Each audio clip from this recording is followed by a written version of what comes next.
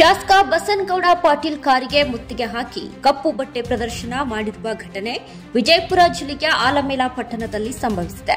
ಇತ್ತೀಚೆಗೆ ಕೊಪ್ಪಳದಲ್ಲಿ ನಡೆದ ಕಾರ್ಯಕ್ರಮವೊಂದರಲ್ಲಿ ಶಾಸಕ ಬಸನಗೌಡ ಪಾಟೀಲ್ ಯತ್ನಾಳ್ ಮುಸ್ಲಿಂ ಯುವತಿಯನ್ನ ಹಿಂದೂ ಯುವಕ ಮದುವೆಯಾದರೆ ನಾನು 5 ಲಕ್ಷ ರೂಪಾಯಿ ಕೊಡುವುದಾಗಿ ವಿವಾದಾತ್ಮಕ ಹೇಳಿಕೆ ನೀಡಿರುವ ಹಿನ್ನೆಲೆಯಲ್ಲಿ ಕಾರ್ಯಕ್ರಮಕ್ಕೆ ಆಲಮೇಲ ಪಟ್ಟಣಕ್ಕೆ ಆಗಮಿಸಿದ ಯತ್ನಾಳರ ಕಾರನ್ನ ತಡೆದು ಮುಸ್ಲಿಂ ಯುವಕರು ಕಪ್ಪು ಬಟ್ಟೆ ಪ್ರದರ್ಶನ ಮಾಡಿದ್ದಾರೆ.